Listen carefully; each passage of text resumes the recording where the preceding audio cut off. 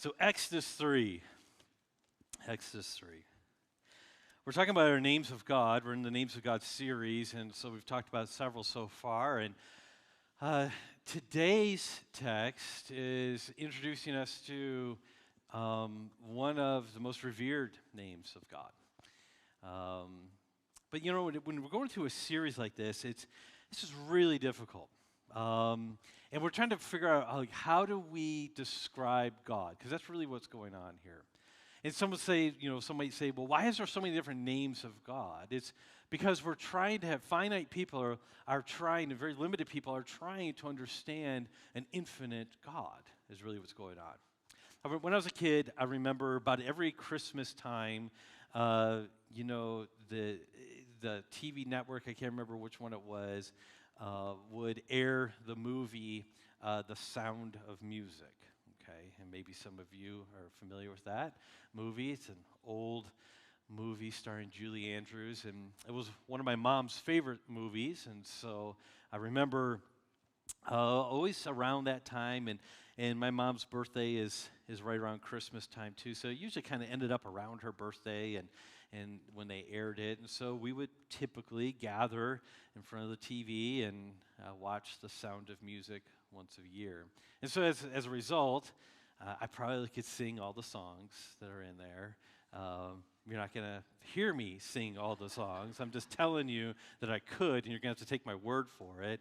But one of the first songs, it's not the very first song, but one of the part of the first song is you have the nuns in the abbey, and they're voicing their frustration with Maria. Do you remember this? Okay. And one of the lines in it says, they're basically saying, how do you describe someone like Maria? And then one of the lines that's always stuck with me is like, how do you catch a what? Cloud, a moon, okay. But then after that is, how do you catch a cloud and do what? Pin it down, right? It says, how do you catch a cloud and pin it down? And that imagery has always stuck with me. Like, how do you do that? You can't do that. It's very similar when we're talking about God here. It's like, okay, how do we understand God? How do we get at His essence here? And our text today is very helpful in that here. So trying to explain God is a really daunting task. And so we're going to be introduced into Jehovah Yahweh I Am, okay, the self-existent, the unchanging, holy God here today. So what I'm going to do is I'm going to read Exodus chapter 3, verses 1 through, I believe, 14. Yeah, I'll do 1 through 14. So this is page 46 if you're using the Bibles provided for you there in the seats. Now Moses was keeping the flock of his father-in-law Jethro, the priest of Midian, and he led his flock to the west side of the wilderness and came to Horeb, the mountain of God. And the angel of the Lord appeared to him in a flame of fire out of the midst of a bush. He looked, and behold, the bush was burning, yet it was not consumed. And Moses said, I will turn aside to see this great sight, why the bush is not burned. When the Lord saw that he had turned aside to see, God called to him out of the bush, Moses, Moses. And he said, Here I am. And then he said, Do not come near, take your sandals off your feet, for the place on which you are standing is holy ground.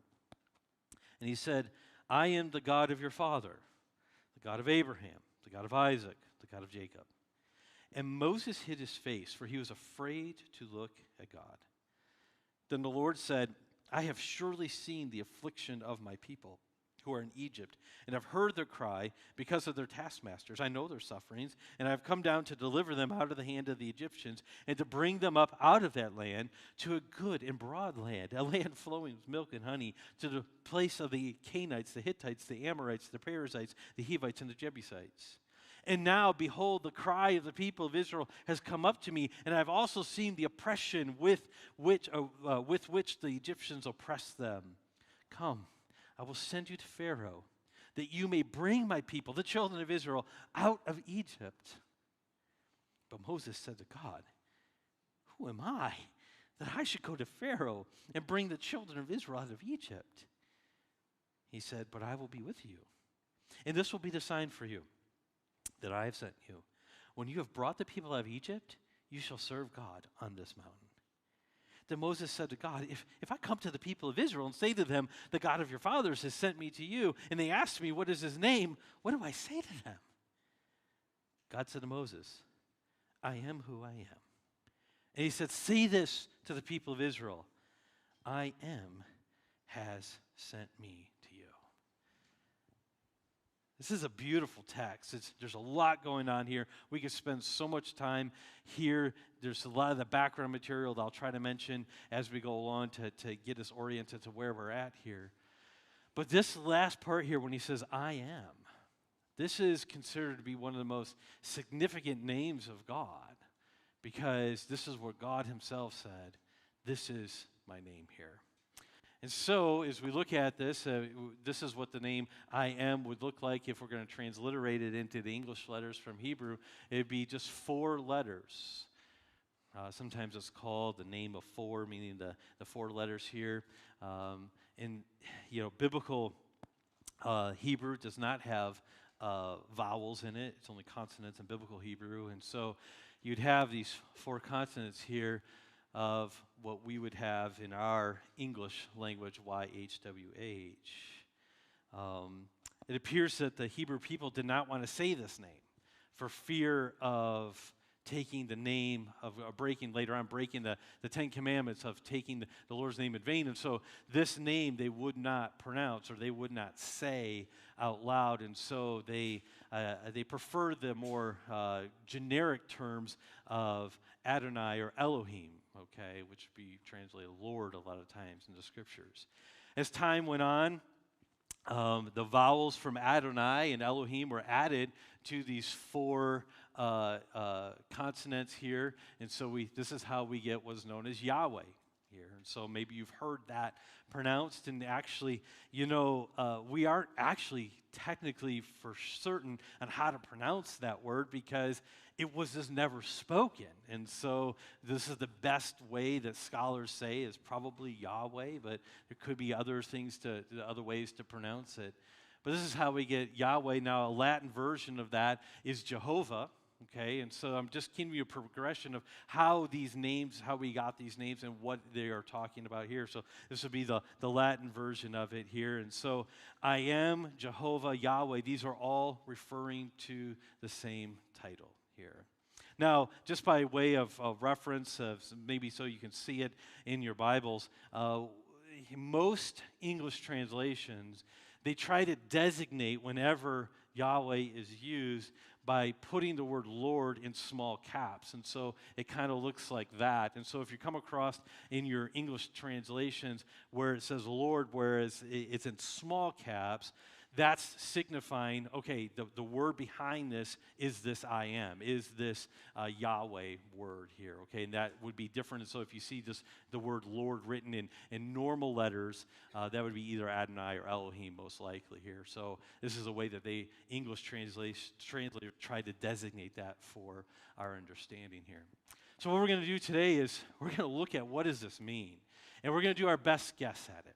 Our best attempt, I should say, because there are so many ways that we could go with this sermon. And when we're trying to talk about this, and God is infinite, there's so many different ways that we could talk about this today, but we're going to use Moses as our launching pad here. What we're going to do is, if you notice when I read through this, really Moses had 2 main questions for God in this conversation. The first one was, who am I? And the second one is, who are you? Okay, and so what we're going to do is we're going to frame the rest of the sermon around those 2 questions, and we'll try to get a better understanding of who is God and why is I am so important, okay?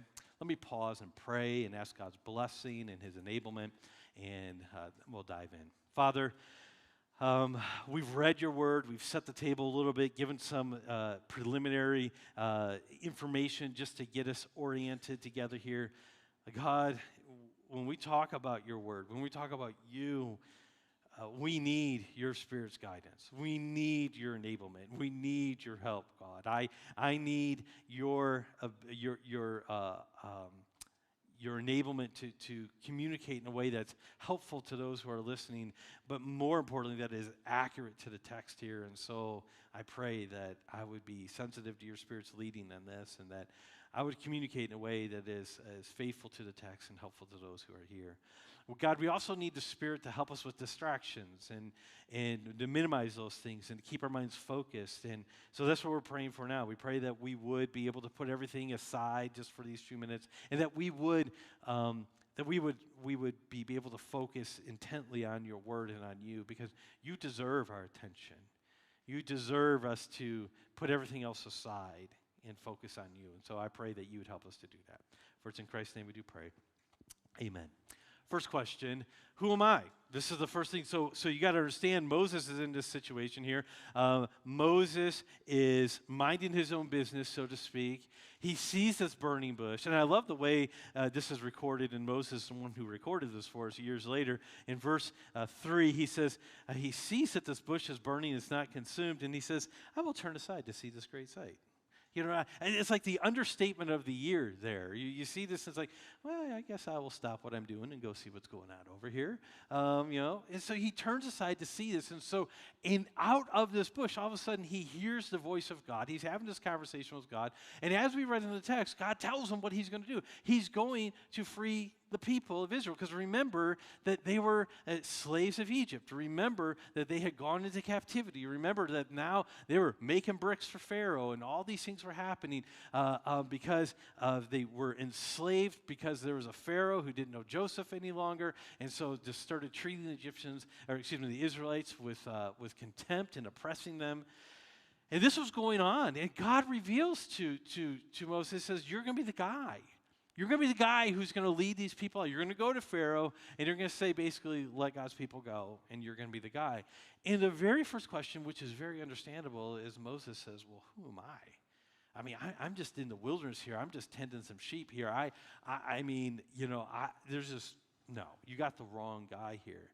And so as we look at this, we see that one of the reasons why that Moses, I believe, was so adamant that he just couldn't do this, was because he had some real significant insecurities and anxieties.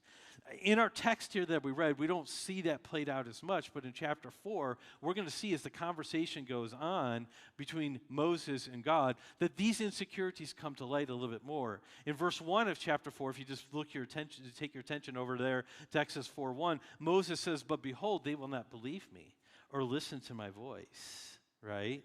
And then later on in verse 10, he says, but I am not eloquent, okay? It says I'm slow of speech and tongue, so apparently he had some speech impediment here.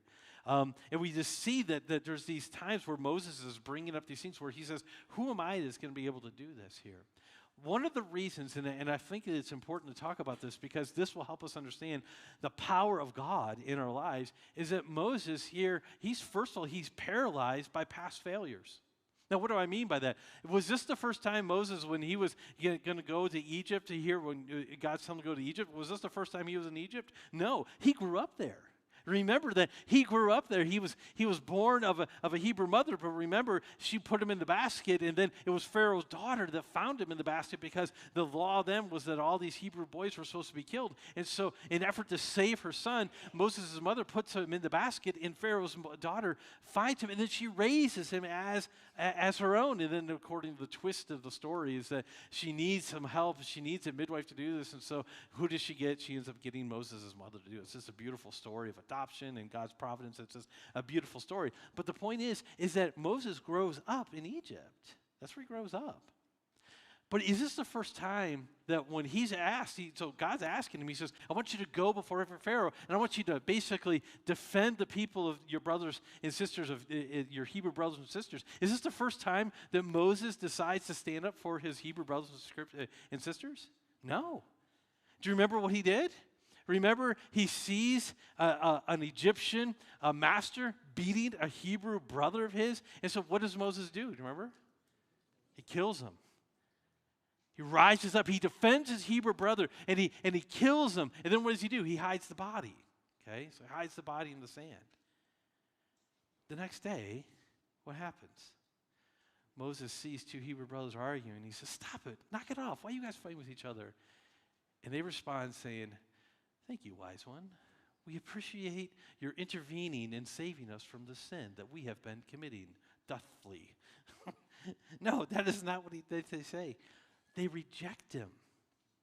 They reject his leadership. They reject his interjection. They say, who are you? You are not our leader. You are not our judge.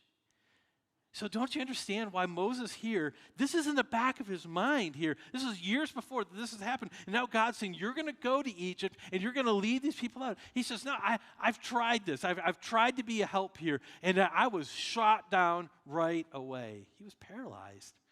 Past failures. But not only that, but he doubted his giftedness.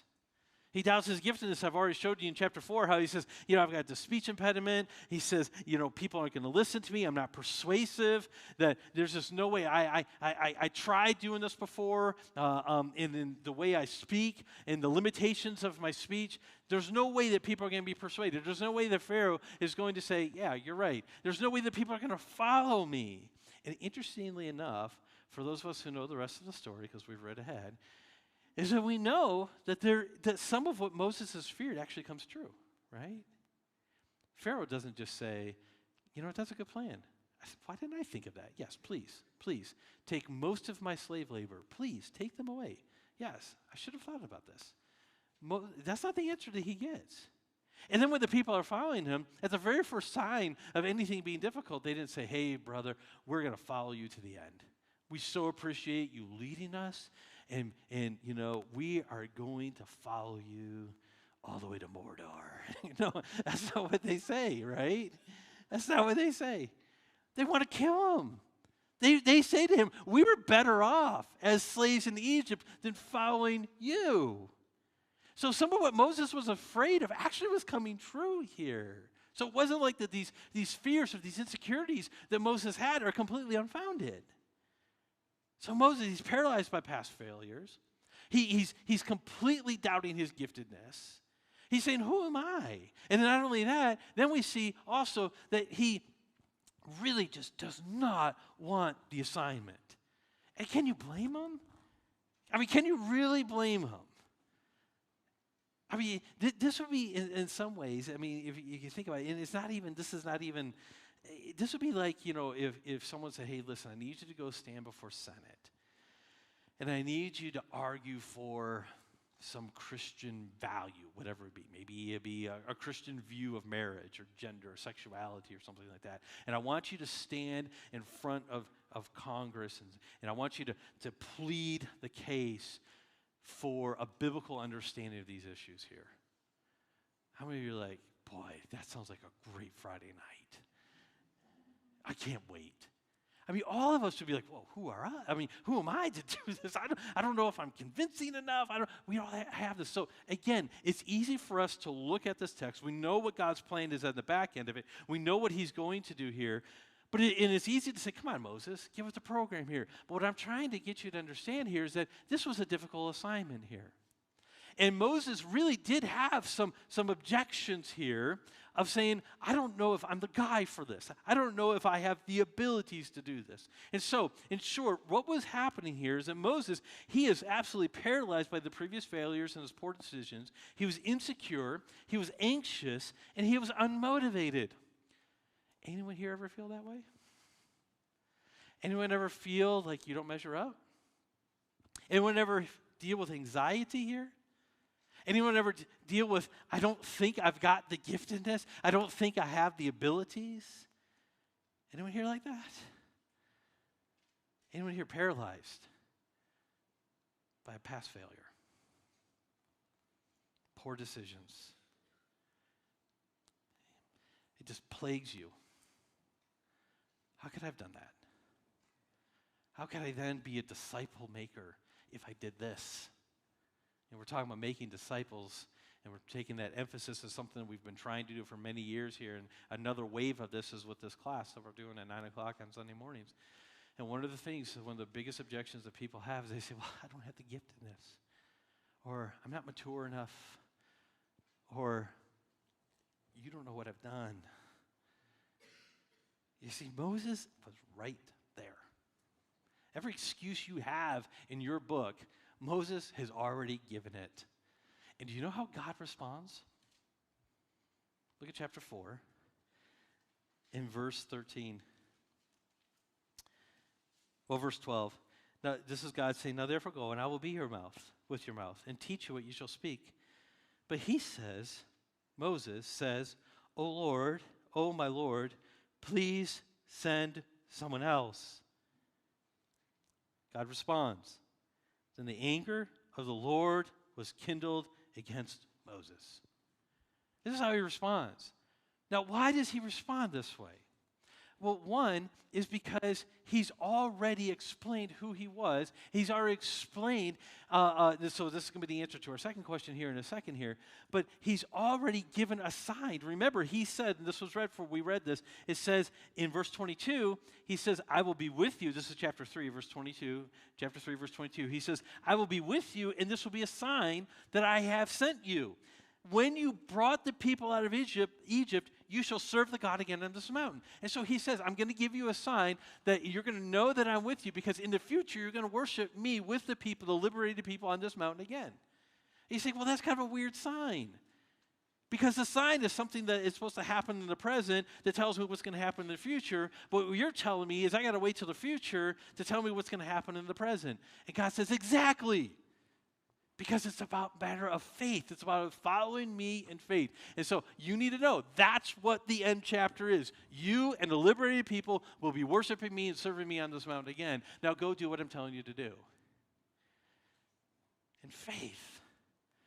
But Moses, he's struggling here. He is absolutely struggling. And parenthetically here, this is not in the notes, so this is free. Parenthetically here is Moses, being the author of this, is completely transparent with his own weaknesses. I love that about the Bible, that our heroes have warts, and even the ones who are writing about themselves don't hold back because they know it's about God who is saving them and redeeming them and enabling them. This is a beautiful thing about the Bible that we have here. So this really leads us then to a second question here, because this is why God's angry with Moses in this situation, is because he says, listen, I've already explained this to you, and you keep coming up with excuses. Stop it. Now, I just need to say, even in God's anger, he doesn't write Moses off, okay? We need to point that out. Even though that he's angry with Moses in this point, he's not saying, okay, done, I'm done with you. He's still going to use Moses, but he's correcting him here. So here's the second question, who are you? Okay, so this is the question. He says, who am I, verse 11. And then as the assignment's been given and all this stuff, he says, okay, if I come, this is verse 13 of chapter 3, if I come to the people and say to him, the God of your fathers has sent me to them, and they ask me, what is his name? What do I say to them? He says, okay, what am I going to say? Now, this question kind of confused me for a long time. Because it was like, did Moses just not know who he was talking to? So why is he saying, who shall I say sent me? Well, what's this about? Because we know that Moses did indeed know who he was talking to. Because look at verse 6 of chapter 3. Right from the bush, he says, I am the God of your father, the God of Abraham, the God of Isaac, and the God of Jacob. And look at Moses' response. He hides his face because he's afraid even to look at God. So Moses knows who he's talking to. So why is he asking this question? Who are you? It didn't make sense to me. What is this going on? Here's what's happening. Moses, what he's doing is he's asking for an official name. Because if Moses is going to have to stand before Pharaoh, okay, if he's going to go to the Egyptian ruler, who, by the way, is the most powerful ruler in the known world at that time, okay? And this time, there is no greater power than the Egyptian nation, and Pharaoh's in charge of it. And so if he's going to go stand before the most powerful, arguably the most powerful man on the planet at that time, and tell them, hey, by the way, you got to give up all your slave labor here, he says, I got to have a name. And the reason why is because Egypt was a polytheistic culture. Many, many gods, okay? And so the fact is that he said, okay, they're going to accept that there are lots of different deities. I need to give a name. And just by saying the name of Isaac or the God, the God of Abraham or the God of Isaac or the God of Jacob, that's not going to cut it.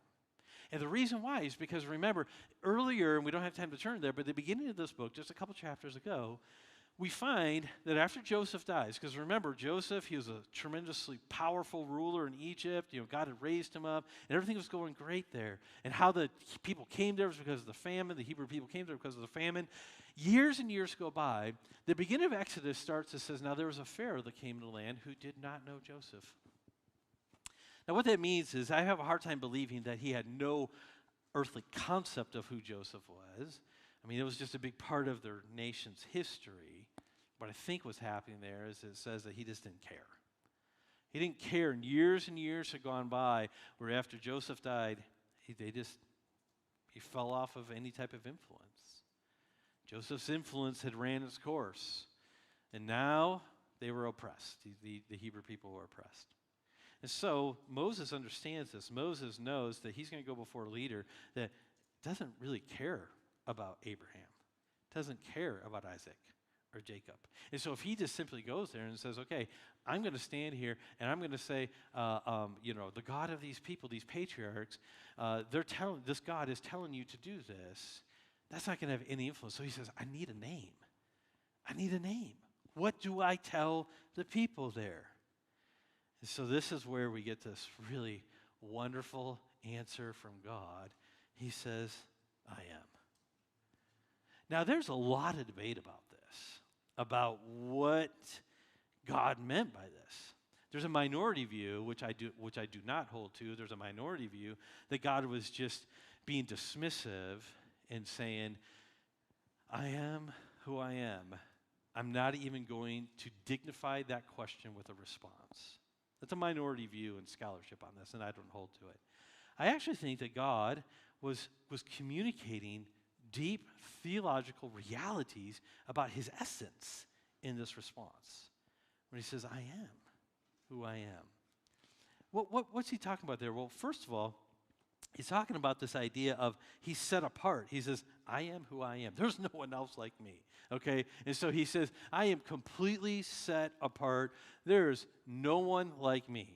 Okay, you need to understand that. So when you say I am, when you say that I am sent you, there is no one. All of those in a pluralistic society like Egypt was, in the polytheistic society like Egypt was, he says there is no other God who is like me. And remember, I told you last week, I think we talked about how this is kind of a theme in the beginning part of the Bible here, of the Moses in the Pentateuch is saying he's making the case, there is no other God, like Jehovah, like Yahweh. And this is what he's saying here. I am who I am. That I am completely by myself. I am set apart.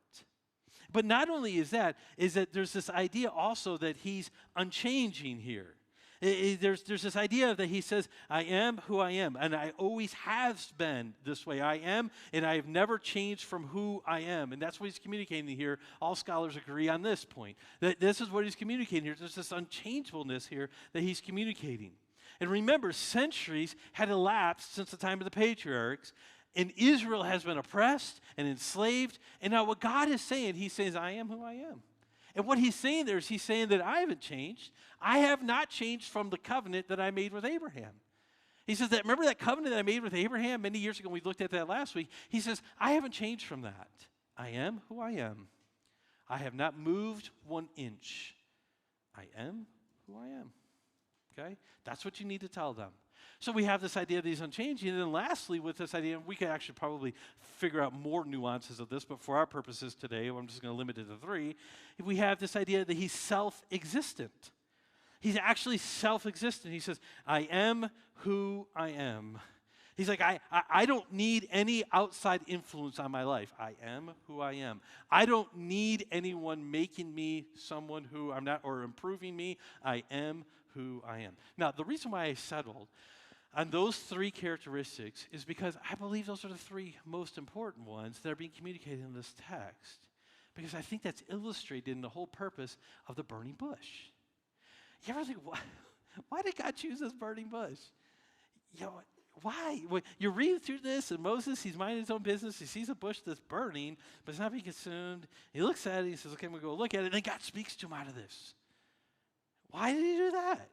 Why didn't he just send an angel or an email? Why did he do this?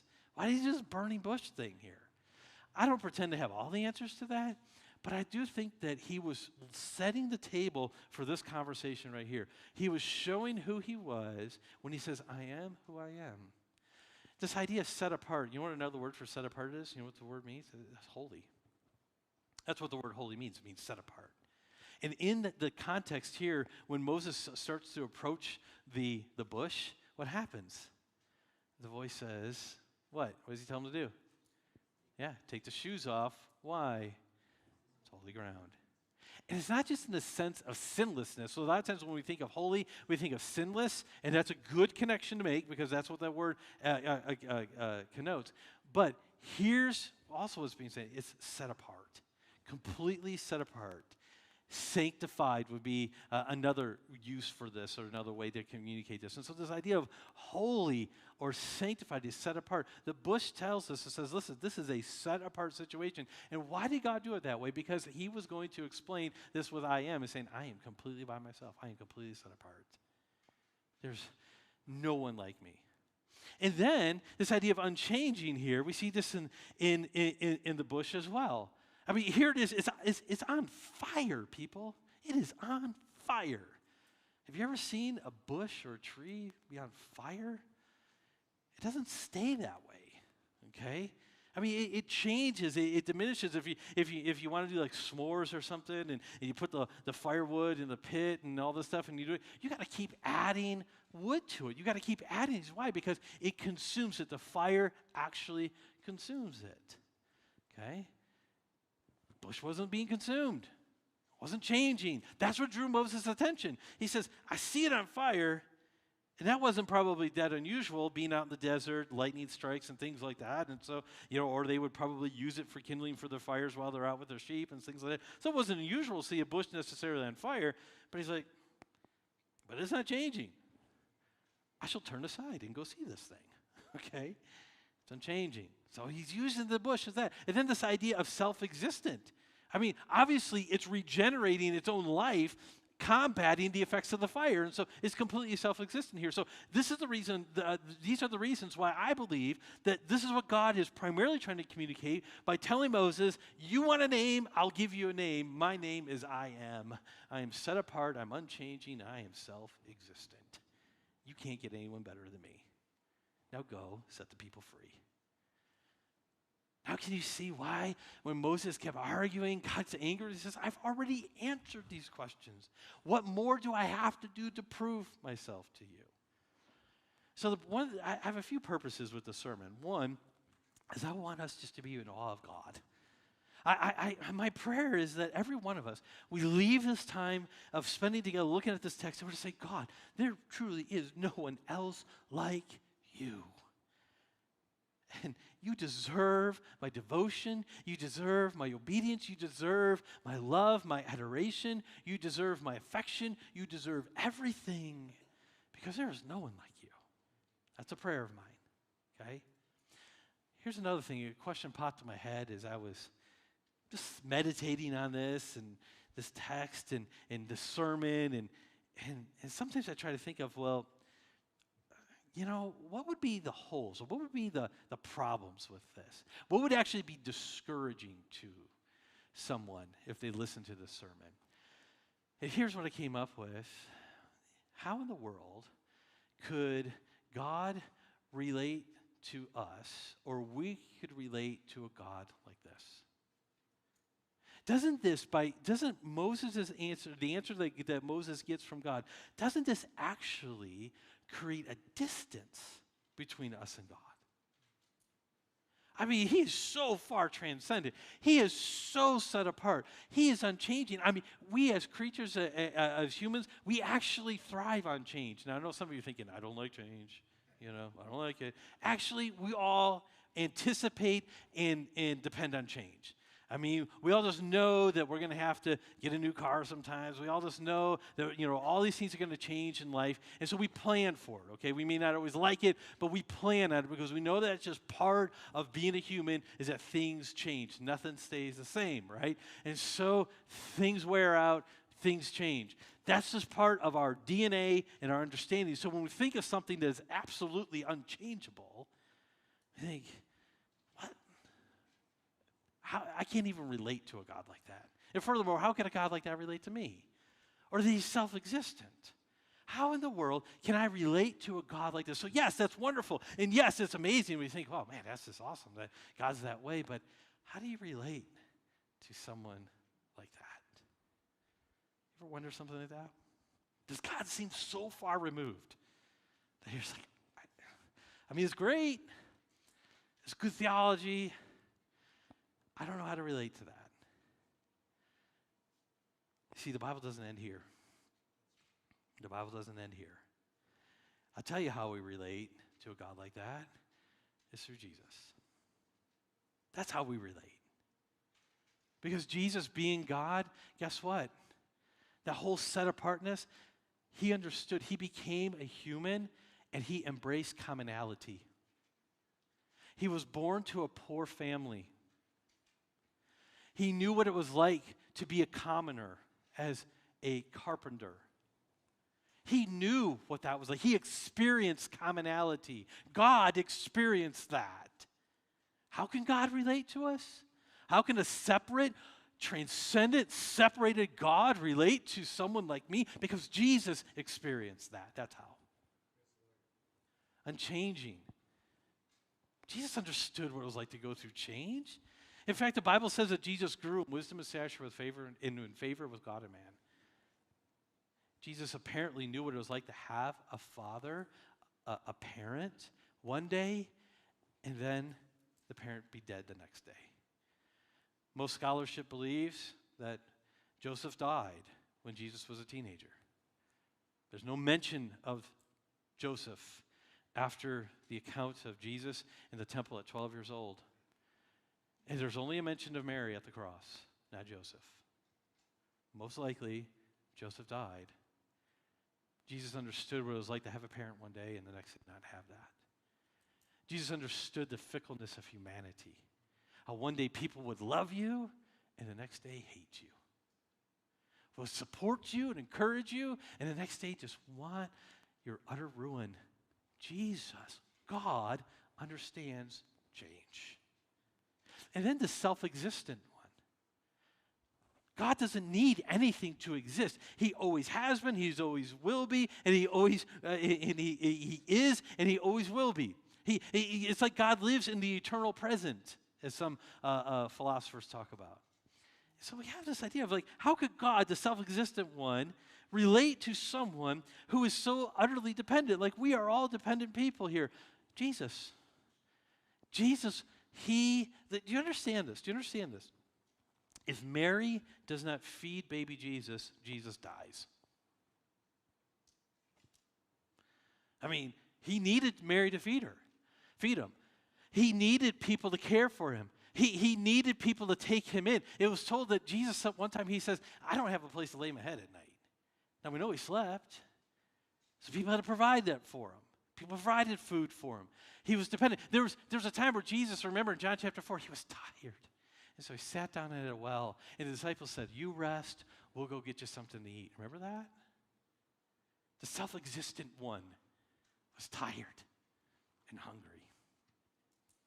How can we relate to a God that is so transcendent? And how can he relate to someone like us?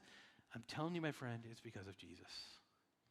And this is why we worship him. This is why we adore him. This is why he is our only hope. And this is why Moses, he's dealing with God's corrective anger here. And God still uses him. And so what a takeaway from this is that we should never, ever doubt the great I am. And we should never use the excuse of, well, he just can't understand us, or I can't understand him. Because Jesus lived that life. And he lived it so that he would identify with us. And that if we put our faith and trust in Jesus Christ and we believe in him, the Bible says we can have forgiveness of sins and eternal life. And it's more than just having forgiveness of sins. We have life abundant. And I'm not talking about everything that is on your wish list is going to be granted, because that's not how this works.